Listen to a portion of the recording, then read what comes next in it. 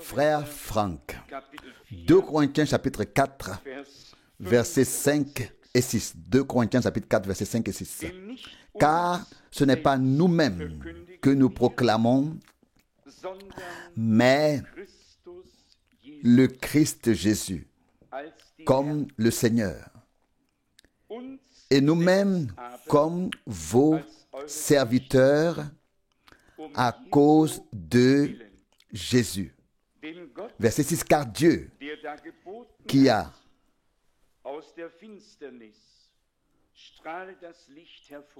commandé que la lumière brille des ténèbres, c'est lui qui a fait aussi briller la lumière dans nos cœurs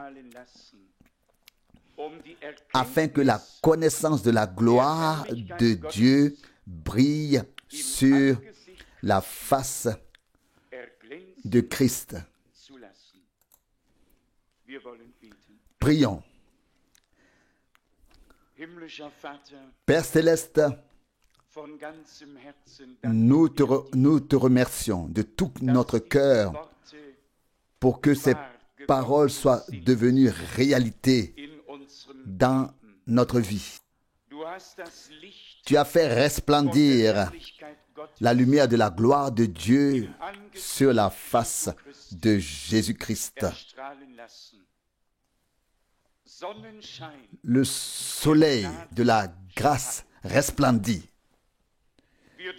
Nous te remercions de tout cœur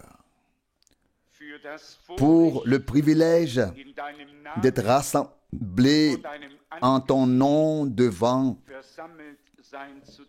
ta face, pour écouter ta parole. Seigneur fidèle, accepte-nous aujourd'hui. Prends toutes nos pensées, soumets tout à l'obéissance de ta volonté.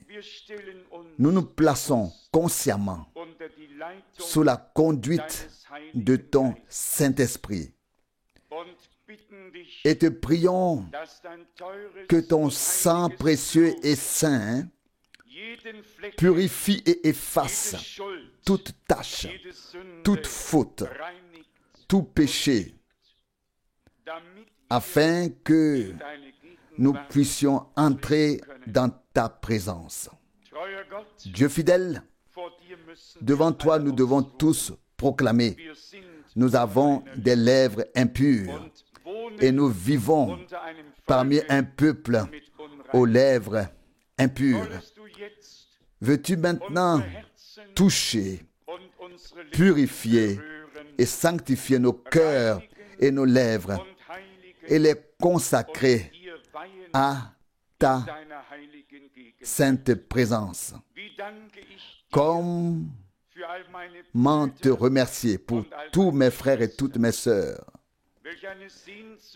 Quel désir ardent nous anime pour être en communion avec toi et entre nous. Nous te prions de bénir également tous les nouveaux venus. C'est encore le temps de la grâce. Et nous te prions ensemble de nous aider à récolter la moisson. Tu dis, la moisson est mûre, mais peu nombreux sont les ouvriers. Dieu fidèle, bénis-nous maintenant et sois avec nous par ta grâce. Que le fruit de ce service divin soit trouvé dans l'éternité. Réponds aux questions, résous les problèmes, sauve ceux qui sont perdus, guéris les malades, libère ceux qui sont liés, glorifie ton nom et confirme ta parole.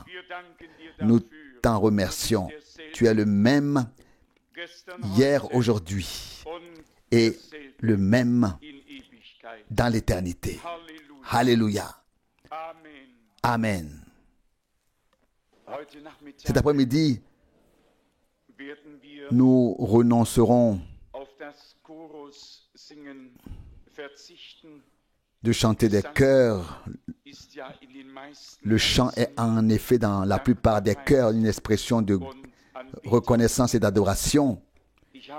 J'ai eu la surprise d'apprendre que frère Rousse est ici aujourd'hui à mon insu. Et je voudrais lui demander de nous adresser à tous une parole de salutation. Ensuite, je vous ferai un compte rendu de voyage, puis nous aurons une méditation sur la parole et nous espérons que tous, même ceux qui sont peut-être ici pour la première fois, seront touchés par et interpellés par Dieu. Frère Rousse, c'est un grand privilège pour moi d'être ici aujourd'hui et je vous salue tous très cordialement au nom précieux de notre Seigneur Jésus-Christ. Je suis très reconnaissant que nous puissions nous revoir. Je ne viens pas très souvent ici. Je ne serais pas venu aujourd'hui, mais mon oncle est très malade et je lui ai rendu visite et il est très heureux de me voir. C'est pourquoi j'ai fait ces 100 km supplémentaires pour venir ici. Je vous souhaite à tous la bénédiction de Dieu. Je voudrais également transmettre les salutations du frère Schmidt. Je lui ai dit que je serai ici aujourd'hui à Zurich et il vous salue tous très cordialement. Que Dieu nous bénisse, c'est ma prière. Amen. Frère Franck, c'était très court.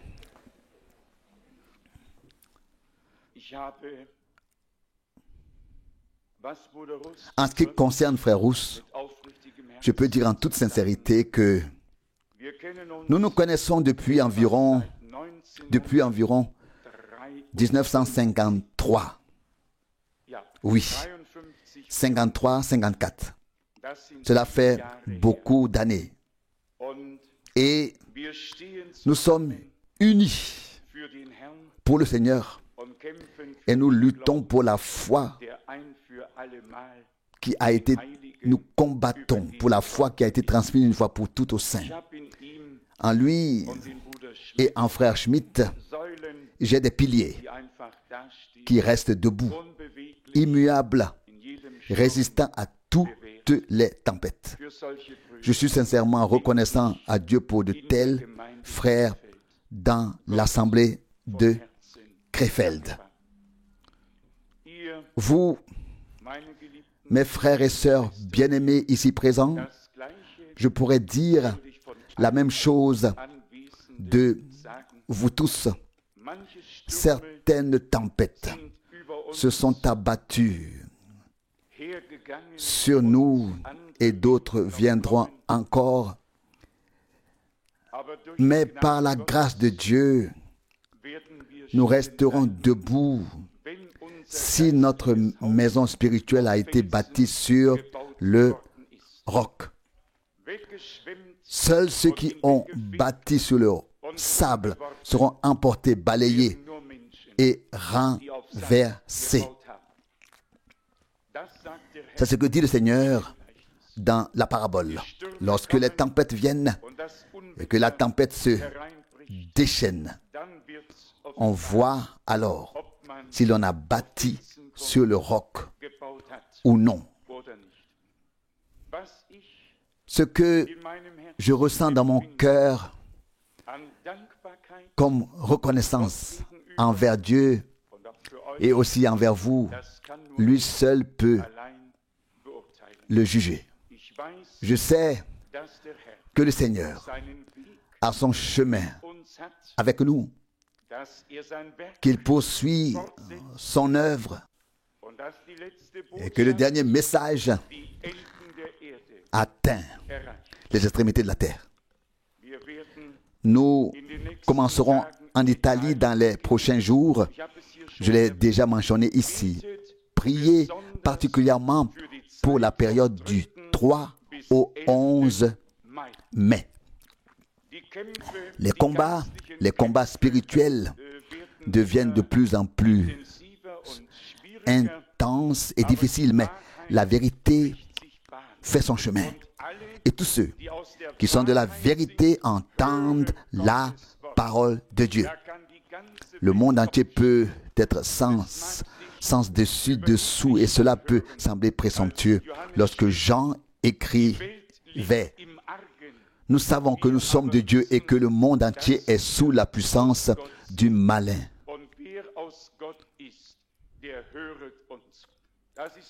1 Jean 5, 19, et celui qui est de Dieu nous écoute. 1 Jean 4, 6. C'est beaucoup dire, mais c'est vrai. C'est vrai. Un envoi divin, la parole de Dieu, la nourriture spirituelle préparée pour le peuple de Dieu en ce temps clair et pur. Et nous en sommes très reconnaissants. Sur le plan politique et autres, deux événements particuliers se sont produits depuis la dernière fois, l'un en Libye et l'autre à Rome. Ce qui s'est passé à Rome m'a particulièrement touché intérieurement.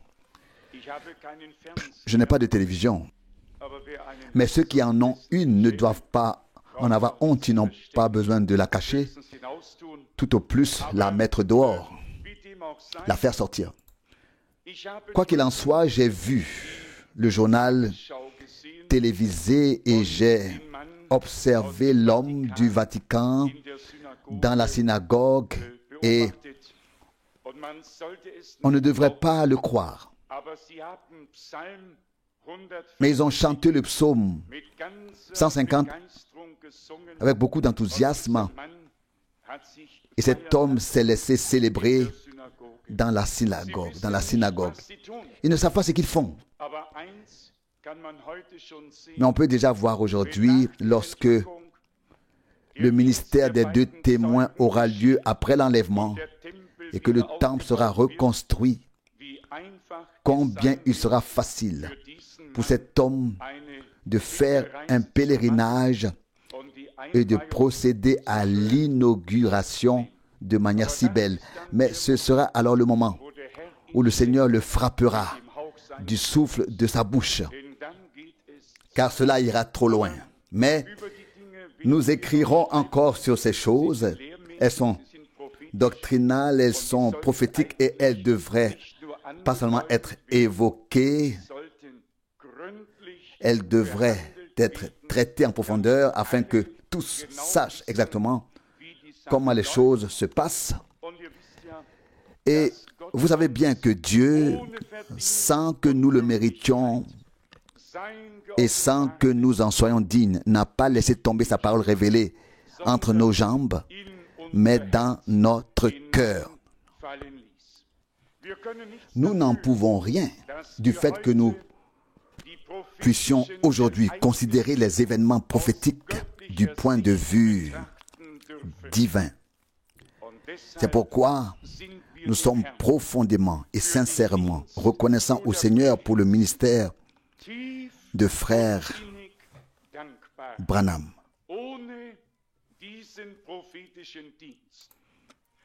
Sans ce ministère prophétique, nous n'aurions eu aucune clarté sur toutes ces choses.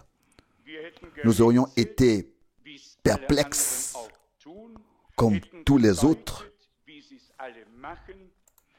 Nous aurions interprété comme eux, mais nous n'aurions pas su par révélation ce que c'est.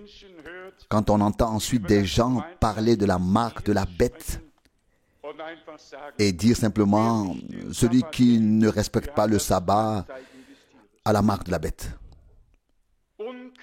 Il y a de la confusion parmi tous les chrétiens. Des traditions, des opinions sont proclamées. Le sabbat est le sabbat. La bête est la bête. Le faux prophète est le faux prophète. Tout a sa place. Je dis cela uniquement pour souligner une chose.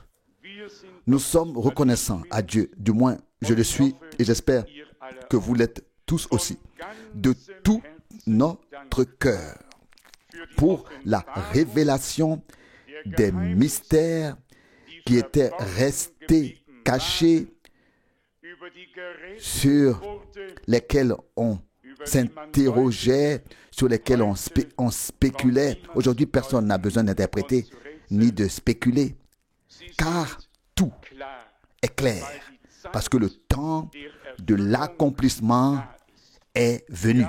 Nous l'avons toujours souligné, les prophéties bibliques n'ont pas besoin d'être interprétées, elles doivent être vues dans leur accomplissement, acceptées et vécues telles qu'elles sont destinées pour nous. Dieu confirme et accomplit sa parole en faisant ce qu'il a promis. Je ne sais pas si c'est ici ou ailleurs, mais chaque fois que les promesses de Dieu s'accomplissent, la lumière vient, la clarté vient, la révélation de la parole et de la volonté de Dieu vient, mais elle vient là où le peuple de Dieu est dans l'attente que Dieu confirme sa parole et qu'il l'accomplit. À l'époque de Moïse, le monde entier était dans le chaos. Toute l'Égypte était recouverte de ténèbres et l'Écriture dit qu'on pouvait les toucher. Mais là où se trouvait Israël et la promesse, le prophète, tout ce que Dieu avait préparé et déterminé, là, il y avait un soleil radieux. Là, il y avait la lumière. Là, il y avait la clarté. Là, il y avait la parole de la promesse. Là, il y avait ainsi par le Seigneur. Là, Dieu a agi. Et c'est de cela qu'il s'agit pour nous aujourd'hui. Il ne s'agit pas de créer une ambiance, de faire semblant d'être pieux, mais de reconnaître Dieu dans son œuvre à cette époque et de tout classer avec son aide comme il l'a déjà fait dans l'Écriture. Nous avons commencé ici avec le passage de 2 Corinthiens chapitre 4 où il est dit 2 Corinthiens 4 verset 6 car Dieu qui a commandé que la lumière brille des ténèbres, c'est lui qui a fait aussi briller la lumière dans nos cœurs. Si c'est le cas, dites Amen. Alléluia. Dieu a fait briller sa lumière dans nos cœurs.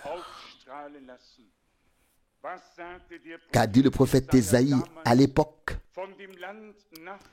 Le pays de Nephtali et celui de Zabulon qui étaient dans l'obscurité ont vu une grande lumière. Ésaïe 9 verset 1. Le Seigneur est allé là-bas pour servir. Il était et il est la lumière du monde. Tous sont éclairés par lui. Sans lui, il n'y a ni lumière ni vie. En lui était la vie, et la vie était la lumière des hommes. Tout cela va de pair. Ce n'est pas le prédicateur, pas l'homme qui apporte la parole de Dieu, mais comme nous l'avons toujours dit, la tâche de la proclamation consiste à mettre les hommes en relation avec Dieu. Ça, c'est le sens et le but de la proclamation de la parole de Dieu. Que les hommes soient mis en relation avec Dieu par la parole et l'esprit, afin que par cette relation avec Dieu, par l'esprit et la parole, la clarté leur soit donnée. Il est dit plus loin,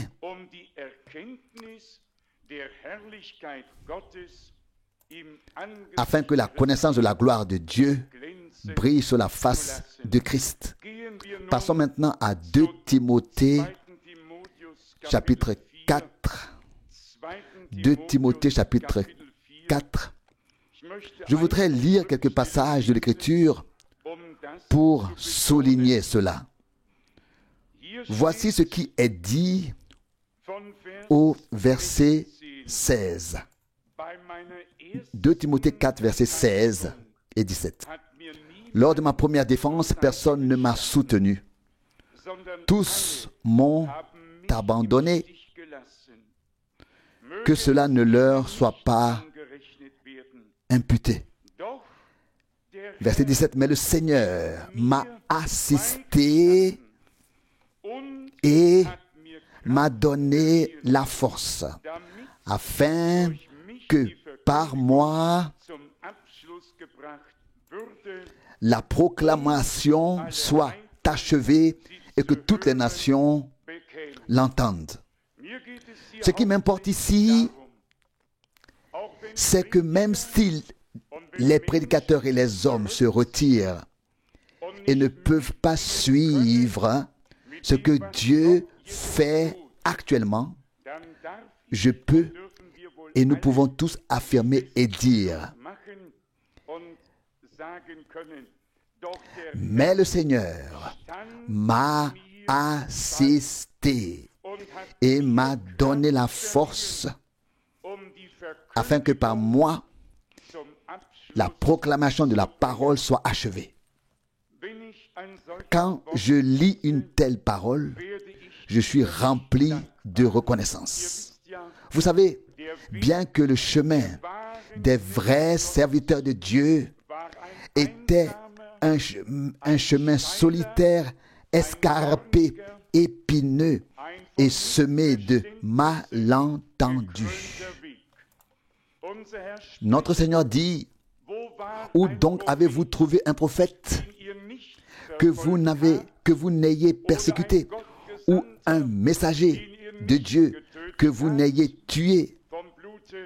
Depuis le sang d'Abel jusqu'au sang de Zacharie, tout le sang a été versé. Matthieu 23, 35.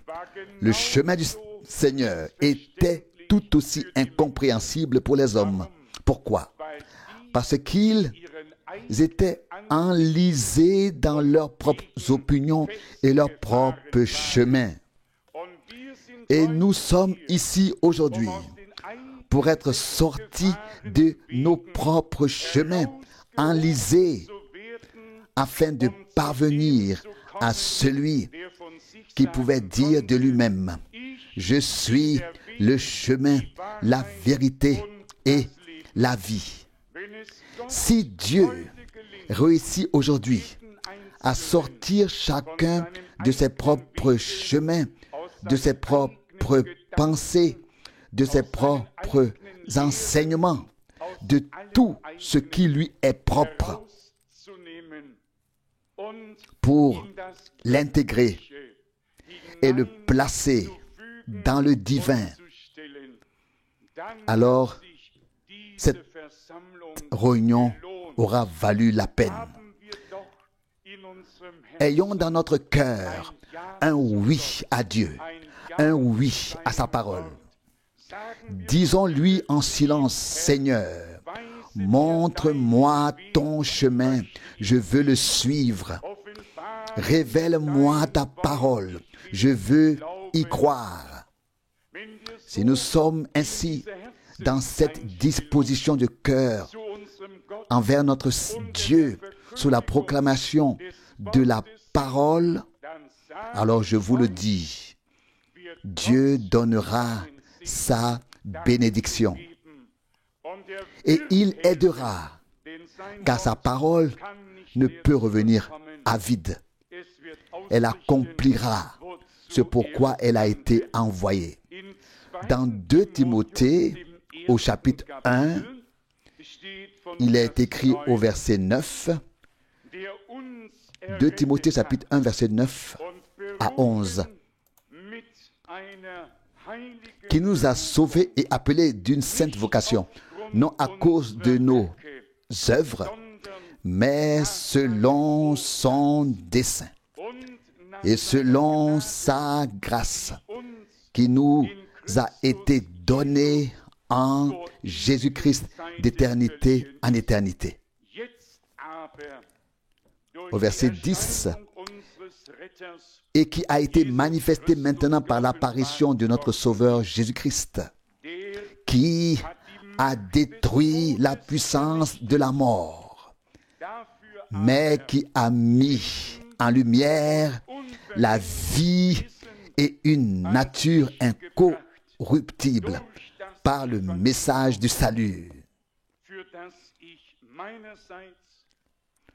pour lequel j'ai été établi pour ma part, appelé à être prédicateur, apôtre et enseignant. Jésus-Christ, notre Seigneur, nous a appelés à une vocation sainte. Et je crois que cet appel divin est entré dans notre vie parce qu'il nous avait déjà destinés avant même la fondation du monde à écouter sa parole, à expérimenter sa grâce et à recevoir la vie éternelle. C'est pourquoi il a pu être écrit dans les Actes des Apôtres chapitre 13, tous ceux qui étaient destinés à la vie éternelle crurent. Actes des Apôtres 13, 48. Crois de tout ton cœur que Dieu t'a destiné avant la fondation du monde à vivre non seulement temporairement ici sur terre, mais éternellement dans la gloire.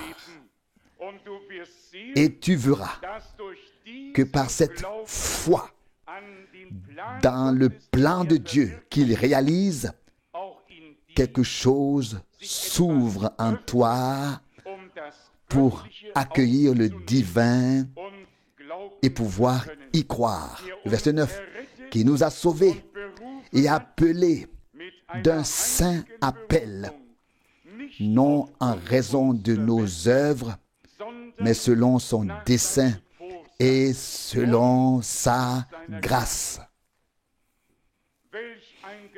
Quelle parole puissante! Non en raison de nos œuvres, afin que personne ne se glorifie. Que celui qui veut se glorifie dans le Seigneur, qui a manifesté sa grâce envers nous. Et que celui qui veut remercie le Seigneur, qui s'est interposé, s'est tenu dans la brèche et a payé le prix fort à Golgotha. Et aussi ce verset ici, au verset 10, il a détruit la puissance de la mort, mais il a fait apparaître la vie et l'immortalité par l'évangile, le message du salut.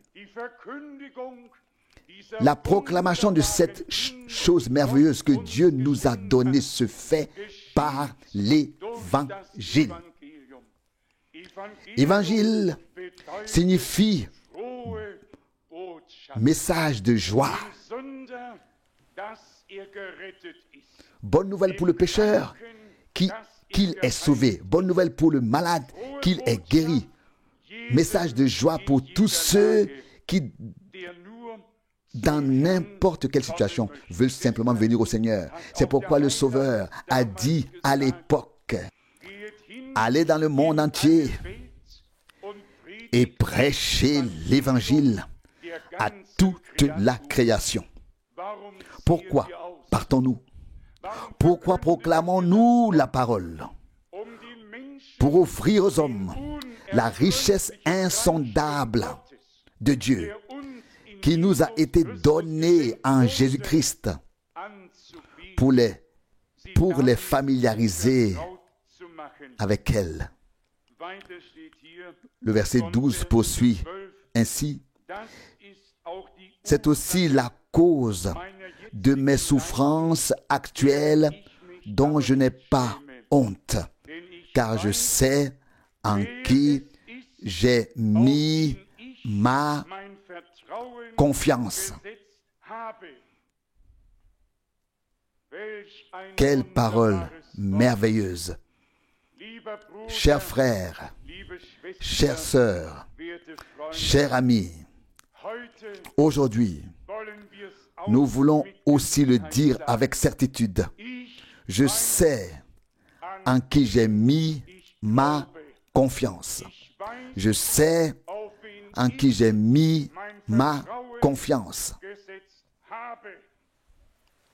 Et Dieu est fidèle. Il tient ses promesses. L'Écriture ne peut être annulée. Quiconque invoque aujourd'hui le nom du Seigneur sera sauvé. Car ainsi est-il écrit dans le prophète Joël, et ainsi l'a mentionné Pierre dans son premier sermon à la Pentecôte. Ainsi Paul écrit ici, car je sais en qui j'ai mis ma confiance. Ma confiance. Alléluia. Il faut aussi laisser une place au cœur pour pouvoir prononcer avec confiance un Alléluia, un Amen, une louange à Dieu et dire gloire à Dieu. Dis-le toi aussi. Pour toi, à ton Dieu dans ton cœur. Seigneur, je sais en qui j'ai cru. Je sais en qui j'ai mis ma confiance. Si nous avions mis notre confiance en nous-mêmes, en moi, en toi, en d'autres, nous serions devenus honteux. Mais celui qui se confie au Seigneur ne sera pas et ne peut être confus, car il veille à ce que ses promesses soient tenues. Il a également écrit ici au verset 12, « Et je suis certain qu'il est assez puissant pour garder jusqu'à ce jour ce qui m'a été confié. » Mais celui qui a commencé, il achèvera. Il peut sauver, préserver, garder. Il peut même relever celui qui est tombé. Il peut fortifier les genoux qui chancellent. Il peut rendre fermes les mains qui faiblissent. Il peut tout. Ayons confiance en lui aujourd'hui. Prenons-le au mot et disons-lui, Seigneur, nous sommes venus pour être fortifiés par toi, pour être bénis par toi. Nous sommes ici pour te redécouvrir, pour t'expérimenter nouvellement. Comme nous souhaitons tous une communion intime avec notre Dieu, une nouvelle expérience avec notre Seigneur, qui nous rende si frais, si joyeux, remplis intérieurement d'une nouvelle certitude que le Seigneur est avec nous, que nous avons trouvé grâce auprès de lui. Nous l'avons également souligné ici, comme Moïse l'a exprimé dans Exode 33. Seigneur, si j'ai trouvé grâce à tes yeux, fais-moi connaître tes voies. Et nous le voyons depuis les jours d'Abraham et peut-être même avant.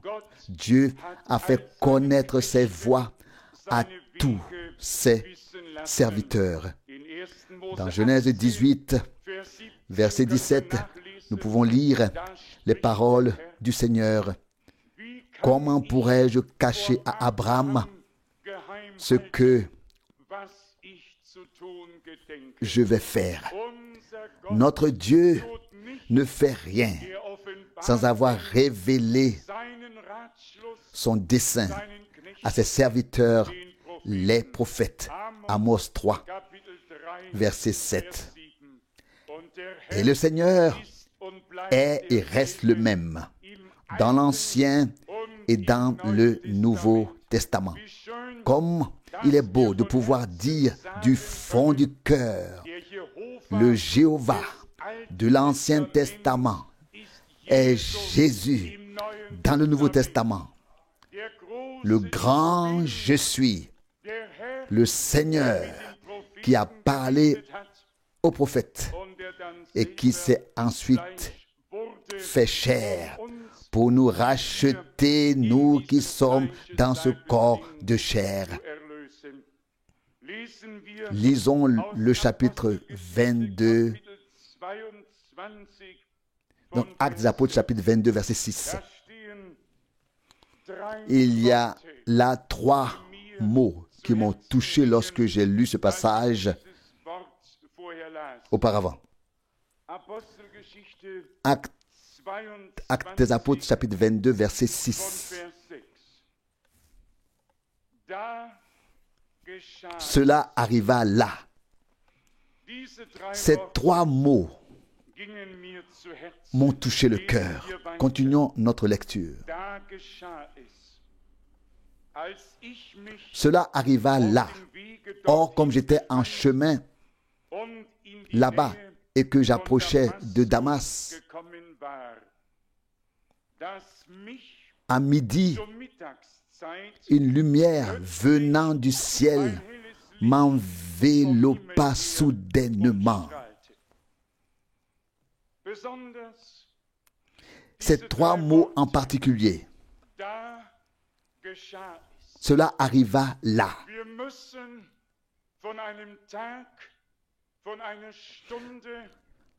Nous devons connaître un jour, une heure, un lieu où nous avons rencontré réellement le Seigneur, où nous avons fait notre expérience avec le Seigneur.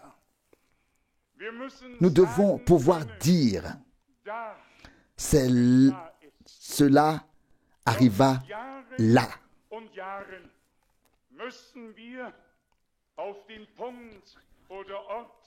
Même après des années et des années, nous devons pouvoir revenir à ce moment précis ou à cet endroit précis et dire, cela arriva là. C'est là que le Seigneur m'a parlé. C'est là qu'il m'a enveloppé de sa lumière. C'est là qu'il m'a appelé. C'est là qu'il m'a chargé d'une mission. C'est là qu'il m'a envoyé. C'est là qu'il m'a sauvé. C'est là qu'il m'a pardonné. Que l'on puisse simplement dire aujourd'hui, cela peut arriver. Aujourd'hui, nous pouvons expérimenter Dieu. Et ne croyez pas que nous sommes ici uniquement pour parler de ce que d'autres ont vécu avec Dieu. Croyez plutôt que nous sommes ici aujourd'hui pour vivre la même chose avec Dieu et pour recevoir de lui ce que nos frères et sœurs du christianisme primitif ont vécu avec Dieu et ont reçu de lui. Êtes-vous d'accord? Si nous pensons seulement que nous avons Paul devant nous et que cela s'est passé là-bas, alors cela nous passe comme un film que nous regardons peut-être. Non, nous voulons expérimenter Dieu personnellement. Nous voulons pouvoir dire aujourd'hui, cela s'est passé dimanche après-midi à Zurich, dans la Volkshaus, dans la salle blanche. Nous voulons pouvoir dire, c'est là que cela s'est passé. C'est là que Dieu m'a parlé. C'est là qu'il m'a donné la lumière et la clarté. C'est là qu'il m'a convaincu de mon péché et m'a montré mon état de perdition. C'est là que je me suis reconnu. C'est là que je l'ai reconnu. C'est là que cela s'est produit. Continuons à lire. Vous connaissez cette histoire. Je lis maintenant à partir du verset 12. Actes des Apôtres 22, verset 12. Un certain Ananias, là-bas, vint, un homme pieux respecté de tous les Juifs qui habitaient la ville. Verset 13. Vint vers moi, se présenta devant moi et me dit, frère Saul, recouvre la vue. Et aussitôt, je recouvrais la vue et pouvais de nouveau voir. Même après cela, il aurait pu écrire ou dire, cela arriva là. Lorsque Dieu se révèle à nous, lorsque nous avons une rencontre avec le Seigneur, quelque chose se produit. Quand il nous parle, quand il nous appelle, la lumière et la vie viennent, la clarté vient, nos yeux s'ouvrent. Une fois qu'ils ont été ouverts, nous sommes destinés à transmettre cette même lumière aux autres. Et c'est ce que nous lisons ici au verset 14. Puis il poursuivit, le Dieu de nos pères t'a destiné à connaître sa volonté, à voir le juste et à entendre un appel de sa bouche. Oh, quelle prophétie! Oh, quelle belle prophétie! Cet Ananias prophétisait. C'était un homme qui avait une relation avec Dieu, qui se laissait conduire par l'Esprit, qui pouvait être utilisé comme un instrument entre les mains de Dieu, et cela de manière puissante. Il convient ici de souligner en particulier ce qui est écrit ici, il t'a destiné à connaître sa volonté. Acte 22, 14. Comment serait-il possible de proclamer la volonté de Dieu à d'autres si on ne l'avait pas reconnu soi-même? Comment serait-il possible d'exposer la partie prophétique de l'histoire du salut si Dieu n'avait pas révélé et dévoilé les mystères cachés? Permettez-moi d'ajouter ici que Dieu a destiné frère Branham à mettre en évidence la partie prophétique et doctrinale dans cette génération et à confirmer son ministère d'une manière incomparable, afin que tous ceux qui veulent croire puissent croire, car ils n'ont pas seulement entendu des paroles, mais ont également vu et expérimenté la confirmation divine comme légitimation. Et pourtant, le Seigneur dit, nul ne peut venir à moi si le Père ne l'attire. Jean 6, 44. Pourquoi sommes-nous venus? Parce que nous avons ressenti l'attraction divine. Nous ne pouvions plus y résister. Elle devenait de plus en plus forte. Et maintenant, nous pouvons regarder en arrière et dire, c'est là que cela s'est passé. Cela arriva là. Nous avons pu vivre de nombreuses expériences grâce à la grâce de Dieu. Si frère Branham pouvait être ici aujourd'hui, il pourrait montrer du doigt le 11 juin 1933, au bout de Spring Street, juste là où elle débouche sur la rivière et dire c'est là que cela s'est passé. C'est arrivé là, vers 14 heures, lorsque la lumière vive a percé la couverture nuageuse et que la voix a dit, comme Jean a été envoyé avant la première venue du Christ, tu es envoyé avec un message qui précédera la seconde venue du Christ. Il pouvait dire, c'est là que cela s'est produit. Cela arriva là. Quiconque voit l'image avec la colonne de feu au-dessus de sa tête pourrait également dire que cela s'est produit en janvier 1950 à Houston, au Texas. Il pourrait dire c'est là-bas que cela s'est produit. Jean-Baptiste a pu montrer l'endroit où le ciel s'est ouvert et où l'Esprit est descendu. Il aurait pu dire c'est là que cela s'est produit. Les 120 ont pu se référer à la chambre haute et dire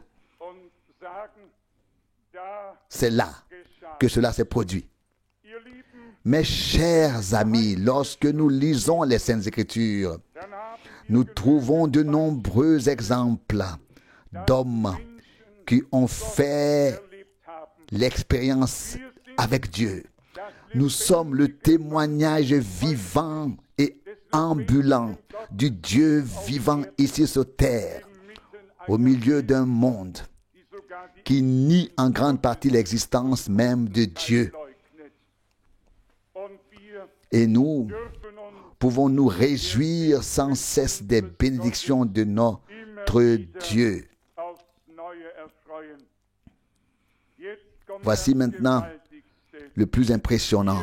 Ici, dans le livre des Actes, au chapitre 22, au verset 14, il est écrit « Mais il continua, le Dieu de nos pères, t'a destiné à connaître sa volonté, à voir le juste et à entendre de sa bouche un appel. » Au verset 15, « Car tu rendras témoignage de lui devant tous les hommes, de ce que tu as vu et entendu. »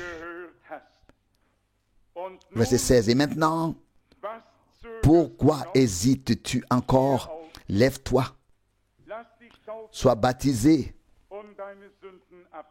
et lave tes péchés en invoquant son nom. » Qu'était-ce donc?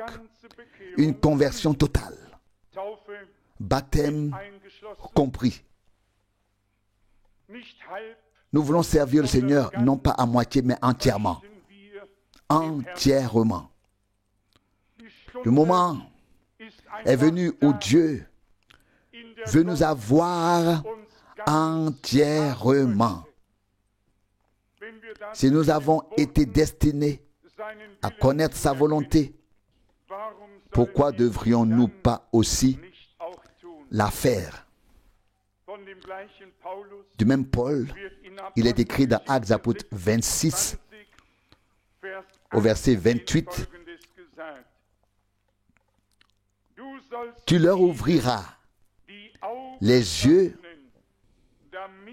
pour qu'ils se convertissent des ténèbres à la lumière et de la puissance de Satan à Dieu,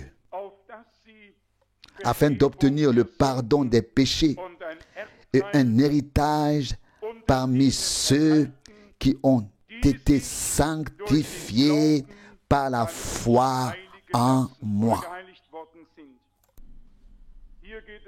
Il s'agit ici d'ouvrir des yeux. D'abord, ses yeux ont été ouverts.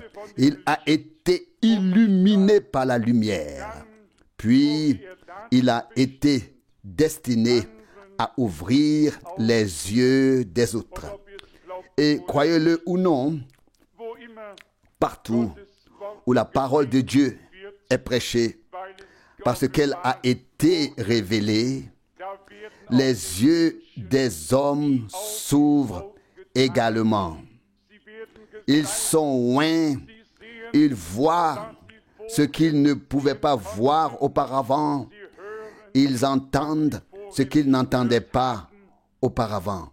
Dieu a simplement décidé que par la proclamation, la clarté, l'illumination, la révélation, que tout est donné par Dieu sous la proclamation de sa parole, que son esprit peut planer sur la réunion afin de rendre la parole vivante pour chacun et de la révéler à chacun. Puisqu'il s'agit également de la partie prophétique de l'histoire du salut, permettez-moi de lire ici un passage de 2 Pierre, de la deuxième épître de Pierre, 2 Pierre chapitre 1, verset 19, la parole que nous connaissons tous. 2 Pierre chapitre 1, verset 19. Et d'autant plus ferme est pour nous la parole prophétique que nous possédons. Et vous faites bien de prendre garde à celle-ci comme à une lumière qui brille dans un lieu obscur, jusqu'à ce que le plein jour paraisse et que l'étoile du matin se lève dans vos cœurs. Nous avons la parole prophétique. Et cette parole prophétique brille après avoir été révélée par Dieu comme une lumière brillante dans un lieu obscur.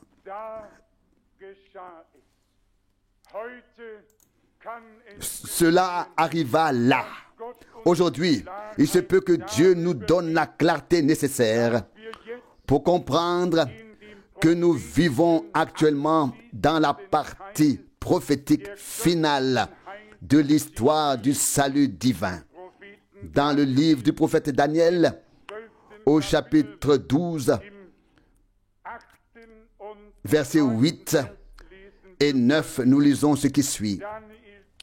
Daniel 12, versets 8 et 9. J'entendis ces paroles, mais je ne les compris pas. Et j'ai demandé pour cette raison, mon Seigneur, quelle est la signification de ces choses? Verset 9, il répondit, va Daniel, car ces révélations doivent rester cachées et scellées jusqu'au temps de la fin. Pas pour toujours, mais seulement jusqu'au temps de la fin. Et comme nous vivons maintenant dans le temps de la fin, nous pouvons comparer la partie prophétique qui s'accomplit actuellement avec la parole prophétique.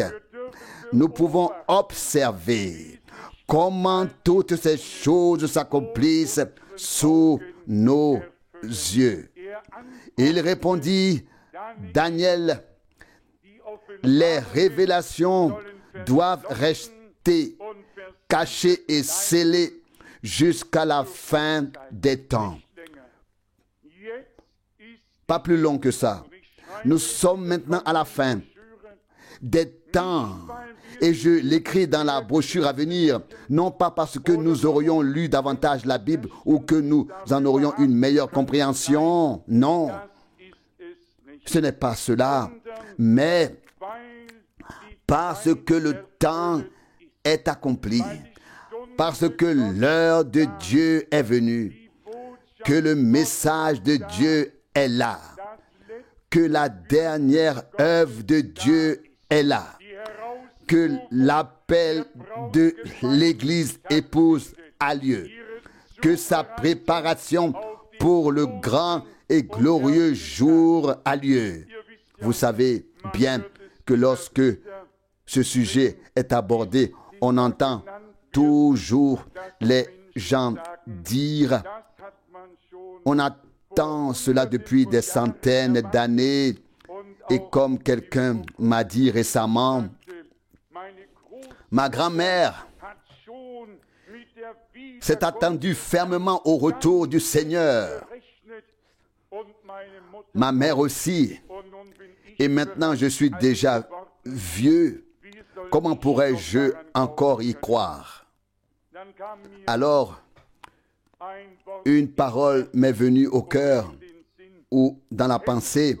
Si la grande-mère ou la mère n'avait pas attendu la venue du Seigneur, elle n'y prendrait pas part quand le Seigneur viendra chercher les siens. C'est simplement une promesse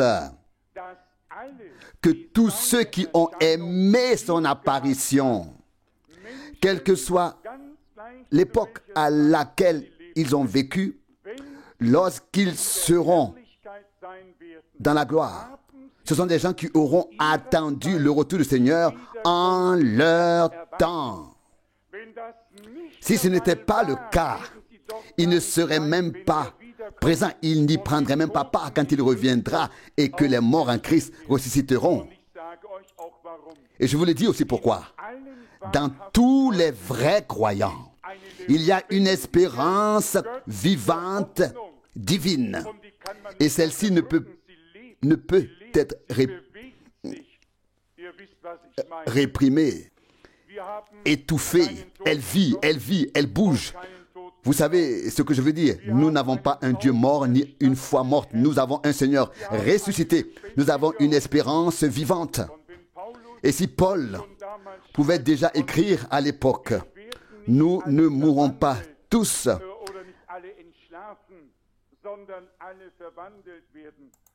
ou alors nous ne nous endormirons pas tous, mais tous nous serons changés.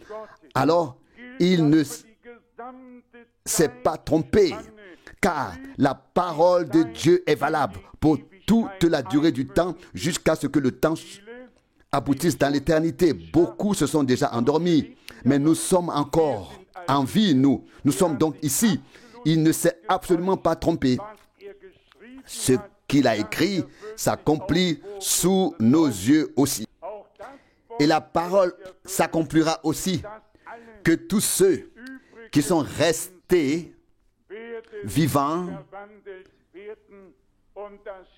seront changés et que le mortel revêtira l'immortalité et le périssable, l'impérissabilité et le corruptible, l'incorruptibilité.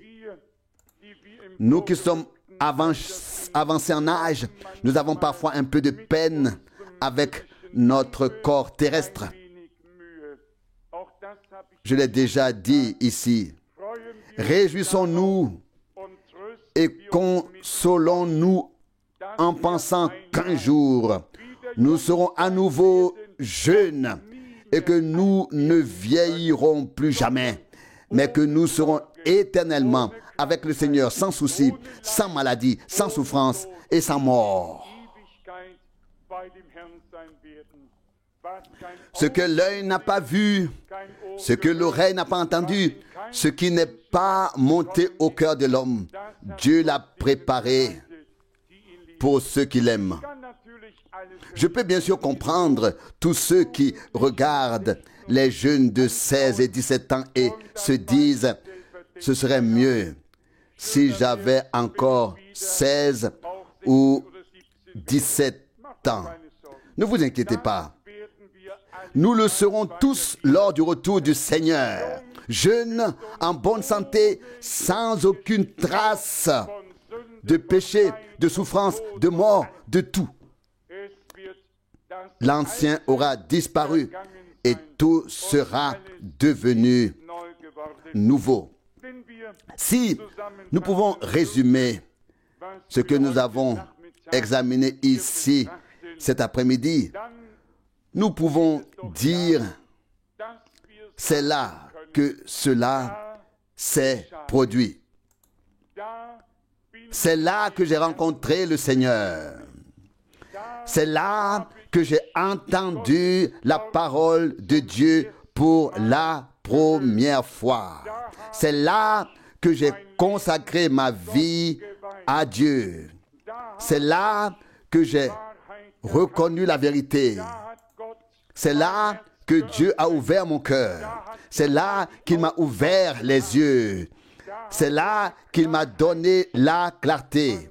On pourrait écrire des phrases, voire des pages entières sur ce que Dieu nous a donné et sur ce que nous avons vécu avec lui.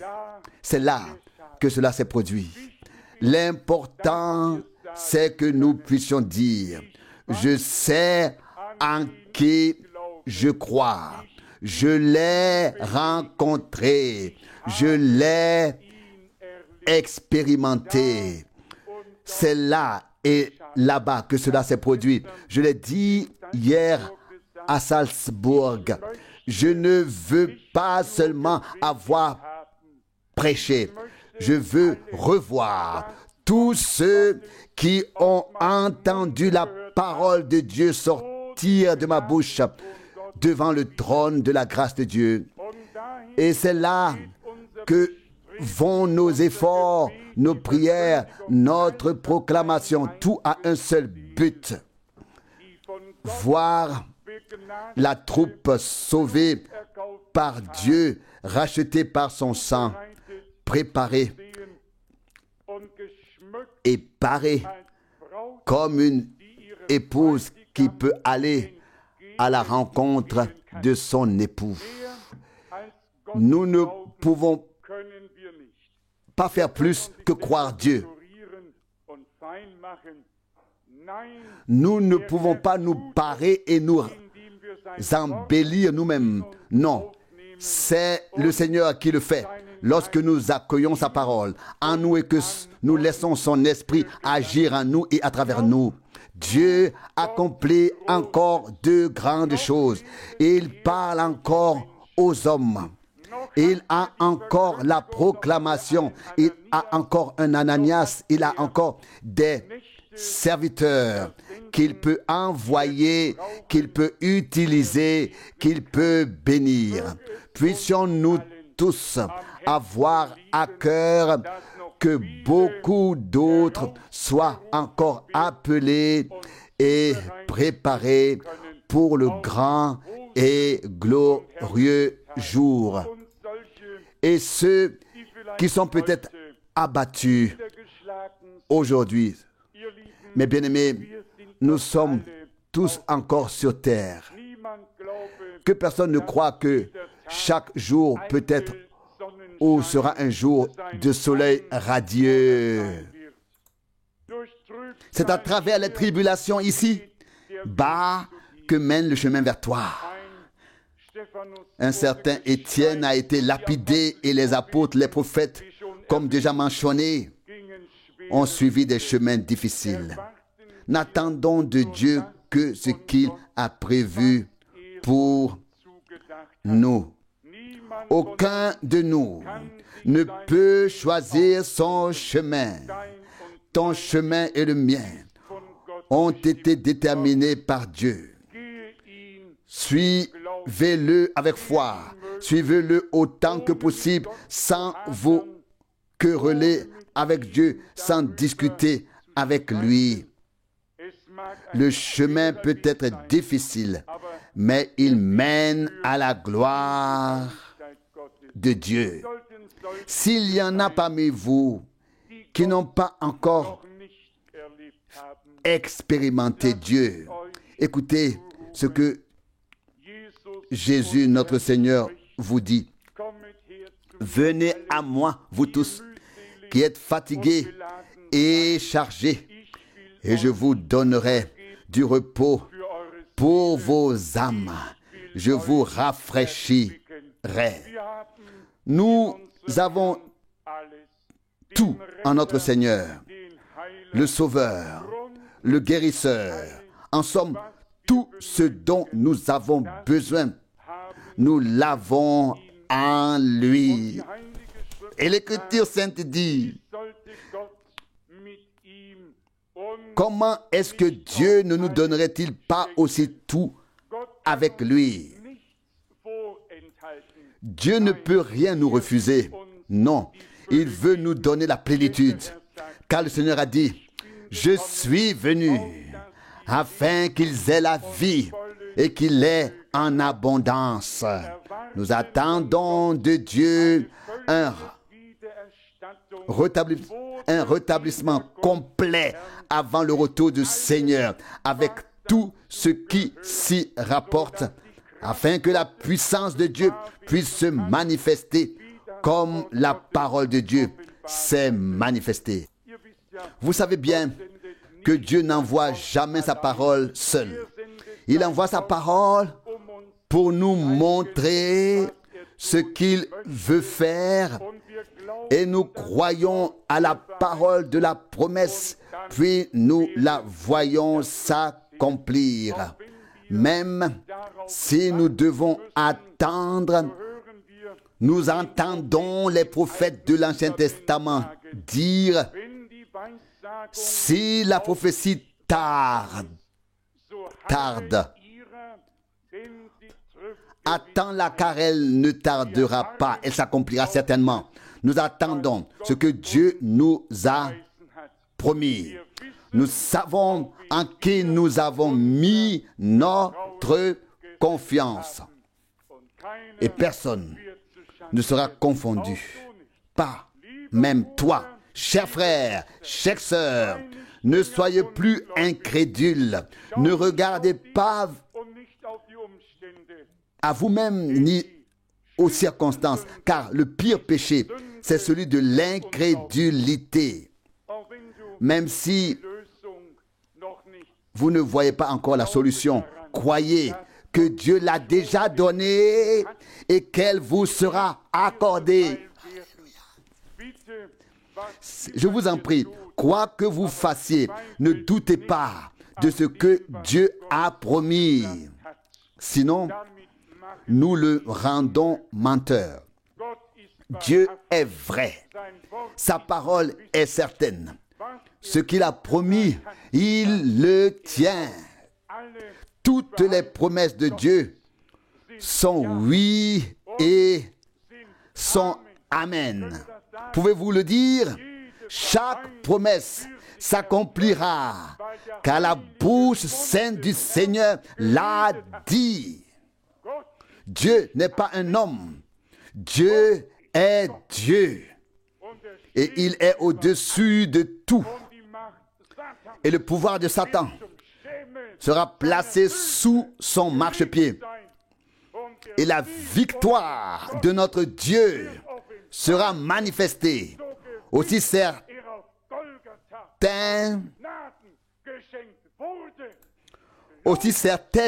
qu'elle a été donnée par grâce à Golgotha. Croyez et cela se produira pour la gloire de Dieu au nom de Jésus. Amen. Levons-nous pour remercier le Seigneur. Dieu fidèle, en raison de la foi que nous avons reçue par la proclamation de ta parole, dans la prédication, nous venons ensemble devant ton trône de grâce pour te remercier de passer maintenant parmi nos rangs et de confirmer ta parole en tous ceux qui ont un besoin, une préoccupation, une requête, quelle qu'elle soit, car le royaume de Dieu ne consiste pas en des paroles seulement, mais en la démonstration de l'Esprit et de la puissance. Seigneur bien-aimé, étends ton bras, accomplis de grands miracles et des signes par le saint nom de Jésus, par la puissance de Dieu. Que cela se fasse maintenant pour ta gloire et ta louange. Dieu fidèle, comme nous l'avons cru, cela s'est accompli. Et nous t'en remercions de tout cœur et disons ensemble, Alléluia, loué soit Dieu. Alléluia, loué soit Dieu. Seigneur bien-aimé, que l'heure de la glorification de ton nom et de la confirmation de ta parole soit venue. Relève ton peuple. Ô Dieu, comment te remercier de pouvoir dire nous aussi. Cela s'est produit là. Alléluia. Et nous pouvons résumer en indiquant un lieu où cela s'est produit avec nous et pour nous sur la croix à Golgotha. C'est là que cela s'est produit. Alléluia. C'est là que cela s'est produit. Pour toi. C'est là que cela s'est produit. Pour moi.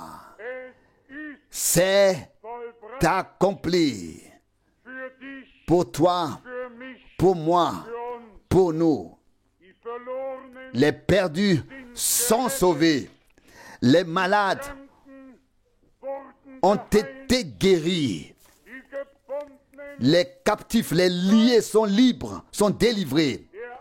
Le jour favorable, agréable, le jour du salut, l'année du jubilé, l'année qui ne compte que 365 jours, mais qui ne s'achève que lorsque le temps de la grâce est révolu. Cette année du jubilé, où la liberté est proclamée à tous ceux qui sont liés et où il est écrit qu'ils doivent être libérés. Oh, que l'Esprit du Seigneur repose sur la réunion, sur tout le peuple de Dieu, afin que ceux qui sont liés, qui entrent, soient délivrés, que ceux qui sont perdus soient sauvés, et que les malades soient guéris. Élève ton Église à la dignité divine. Ô Seigneur fidèle, que tout revienne comme au commencement. Oh, nous te remercions, car cela s'est accompli là. Glorieux Golgotha, glorieux Sauveur, Roi des rois, Seigneur des seigneurs. Tu ne nous as pas seulement rachetés, tu t'es révélé à nous. Tu nous as parlé, tu nous as donné la lumière et la clarté. Nous te remercions pour cela. Accorde-nous bientôt d'aller de l'avant. Accorde-nous une percée. Mon Dieu, enlève tous les soupirs et les plaintes, tous les gémissements. Donne-nous la foi et la confiance, car nous ne nous fions pas à nous-mêmes, mais à toi, le Dieu vivant. Tu as déjà vaincu. Tu es le vainqueur de Golgotha. Alléluia. À ton nom, Dieu fidèle, je sais que mon Rédempteur vit. Seigneur, nous savons que tu as agi parmi nous aujourd'hui.